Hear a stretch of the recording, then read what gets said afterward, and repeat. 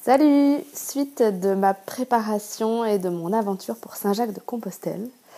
Donc aujourd'hui un petit peu moins enthousiaste que dimanche pour la simple et bonne raison que je me suis vraiment blessée au niveau du bas du dos après mon premier entraînement de dimanche avec mon sac rempli de bouteilles d'eau. Je ne sais pas si c'était une bonne idée finalement parce que tout juste une heure après être rentrée, j'ai fait un faux mouvement et je me suis complètement coincée au niveau du rein sur le côté. Et j'ai hyper mal. Du coup, hier, journée un petit peu difficile psychologiquement en me disant qu'est-ce qui va se passer ? Est-ce que je vais avoir le temps de guérir ça avant de partir ? Est-ce que c'est un message de mon corps ?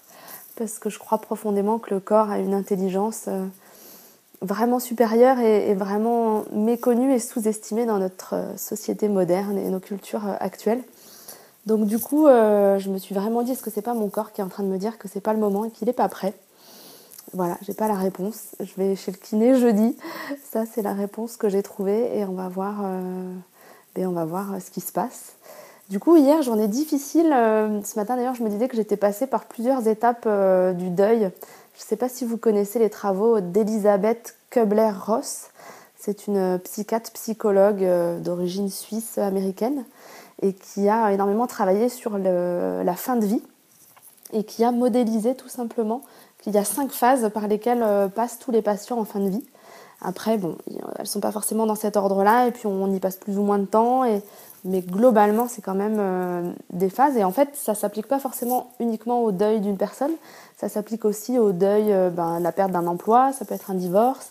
Ça peut être tout simplement vous êtes dans un taxi, vous allez à l'aéroport et puis vous vous rendez compte qu'il y a des bouchons et que vous n'allez pas avoir votre avion. Et là, vous avez aussi un deuil à faire. Et ça peut être, vous avez un projet de partir à Saint-Jacques-de-Compostelle et puis il vous arrive un événement qui fait que vous n'êtes pas sûr que vous allez pouvoir partir et là, il y a un deuil à faire. Et ces 5 étapes, ce sont le déni, ensuite la colère, le marchandage, ou la négociation en fait, la dépression et l'acceptation. Et vraiment hier, j'ai été toute la journée dans le déni le plus complet, de me dire non mais c'est bon, ça va passer, miraculeusement je vais me réveiller demain, il n'y aura plus rien. Hier soir, j'étais dans une phase de colère assez forte, mêlée à de la tristesse, parce que j'avais vraiment les boules de me dire ça se trouve, ça va tomber à l'eau. Et waouh, j'en ai tellement envie, j'ai commencé à le partager. Donc ça serait vraiment vraiment difficile pour moi d'accepter, mais bon, ça serait une phase que ça se fasse pas. Et puis je suis plutôt en ce moment dans une phase de marchandage finalement, qui est qu'est-ce que j'ai comme option ?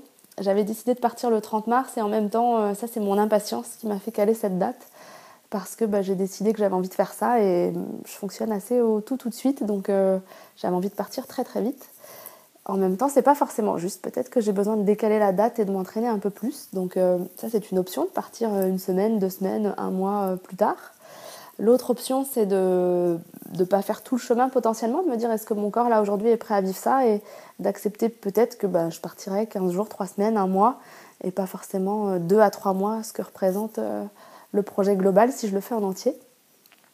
Et puis sinon, ce sera d'accepter peut-être que ça ne va pas se faire maintenant et que ça se fera plus tard dans l'année ou l'année prochaine et qu'il y a besoin d'un peu plus de préparation physique, d'un peu plus d'entraînement. Et j'en suis pas encore là parce que ça serait vraiment quelque chose qui serait difficile à digérer.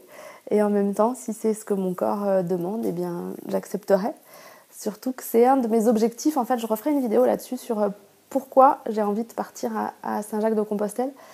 Mais là, pour vous en dire 2 mots, un de mes objectifs, c'est la reconnexion avec mon corps. C'est-à-dire que je pense que de vivre cette aventure, ça va me faire partager avec lui au quotidien, d'être à l'écoute de ses besoins, à quel moment il a envie de s'arrêter, à quel moment il a envie de manger, à quel moment il va me dire là, j'ai marché suffisamment, il faut s'arrêter aujourd'hui, à quel moment il va me dire là, il y a besoin d'une pause et de s'arrêter plusieurs jours ou un jour, ne serait-ce que ça.